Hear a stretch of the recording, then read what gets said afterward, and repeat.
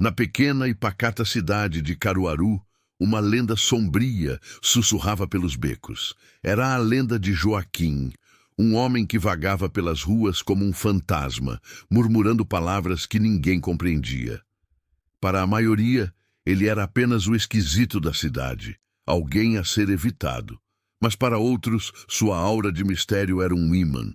Joaquim morava numa casa velha, quase engolida por um quintal de vegetação densa e selvagem, um lugar que parecia guardar segredos tão antigos quanto a própria cidade.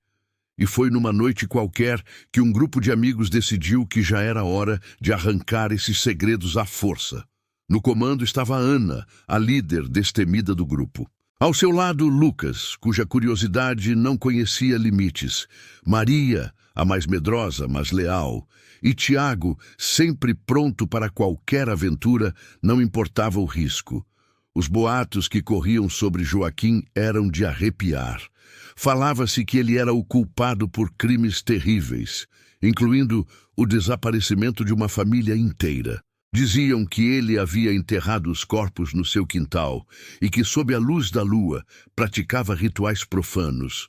A cidade temia, mas o grupo de amigos estava determinado a descobrir a verdade. Naquela mesma noite, eles se reuniram na casa de Ana. O plano era simples, mas arriscado: invadir a propriedade de Joaquim. Armados apenas com lanternas e uma coragem que beirava a tolice, eles partiram. A expectativa era uma mistura de adrenalina e um medo profundo do que poderiam encontrar. Ao chegarem, a casa parecia um monumento ao abandono. A atmosfera era pesada, o ar gelado, as janelas cegas pela poeira e a porta que rangeu como um lamento quando a empurraram. Lucas, impaciente, foi o primeiro a cruzar o umbral. O interior era um labirinto de escuridão e teias de aranha. Um cheiro forte, quase insuportável, pairava no ar, mas a vontade de desvendar o mistério era maior. Eles precisavam saber o que realmente havia acontecido naquela cidade. Enquanto exploravam os cômodos silenciosos, tropeçaram nos vestígios de um ritual. Símbolos estranhos cobriam as paredes e, sobre uma mesa, objetos que pareciam pertencer às pessoas desaparecidas. O coração de Maria batia descontrolado. Ela implorou para que fossem embora, mas Ana, firme, insistiu que precisavam de respostas. Foi então que um ruído vindo do quintal congelou o sangue em suas veias. Tiago, sempre o mais ousado, sussurrou que deveriam investigar. Hesitantes, eles se aproximaram da porta dos fundos. O quintal era um poço de escuridão e sombras dançantes. Mas ao forçarem a vista, notaram algo perturbador. Um grande buraco no chão, mal coberto por folhas e galhos, como se alguém estivesse desesperado para esconder algo. E da escuridão, Joaquim emergiu. Seus olhos brilhavam com uma luz sinistra, como se outra coisa o habitasse.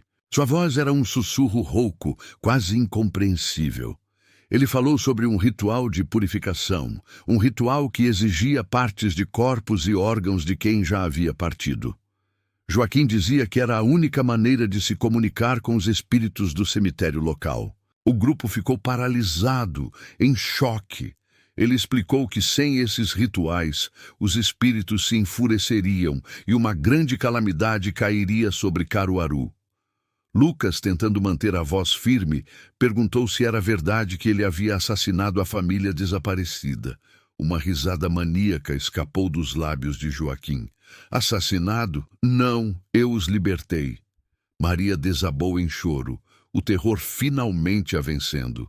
Ela queria correr, fugir daquele pesadelo. Mas Ana, percebendo que Joaquim estava à beira de um colapso, tentou intervir. Por que você faz isso? Por favor, pare, ela implorou. Por um instante, Joaquim pareceu confuso, hesitante.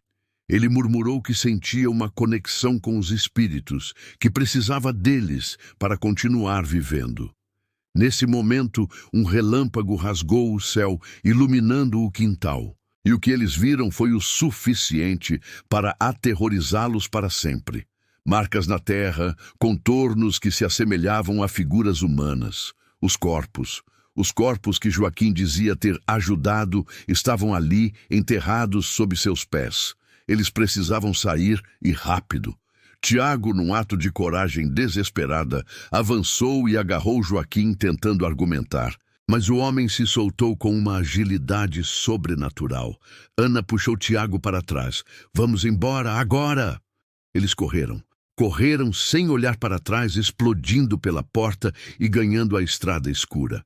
Eles sabiam que precisavam alertar as autoridades, mas o medo do que Joaquim poderia fazer, ou do que os espíritos poderiam fazer, os paralisava.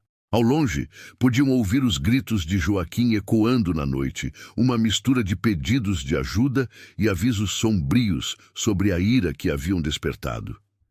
Nos dias que se seguiram, a história dele se espalhou como fogo. A polícia finalmente investigou a casa de Joaquim, e o que encontraram confirmou os piores medos da cidade. Joaquim estava, de fato, ligado ao desaparecimento da família. Caruaru nunca mais foi a mesma. A lenda do homem esquisito se transformou num conto de terror real, e a casa antiga se tornou um lugar amaldiçoado. Para Ana, Lucas, Maria e Tiago, aquela noite ficou marcada como a mais assustadora de suas vidas, mas também como um terrível aviso sobre os abismos inexplicáveis da mente humana e os segredos que algumas pessoas levam para o túmulo ou para o próprio quintal. Obrigado por assistir a mais essa história arrepiante. Se você gostou desse mergulho no inexplicável, não se esqueça de deixar o seu like, se inscrever no canal e ativar o sininho para não perder nenhum dos nossos próximos vídeos. Até a próxima!